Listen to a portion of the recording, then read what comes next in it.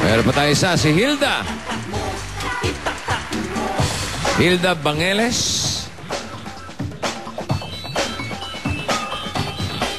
Tiga Iloilo ka. Opo, boss. Batiin mga Ilonggong kaibigan. Taga, sandali. Ginatangyaw ko tanan mga tao dyan sa Iloilo. Kapin pa akong mga magulang tsaka mautod. Bro? Sinong utot? Kapatid po, bossing. Ah, mga utot. Hindi yun. Mga kapatid daw.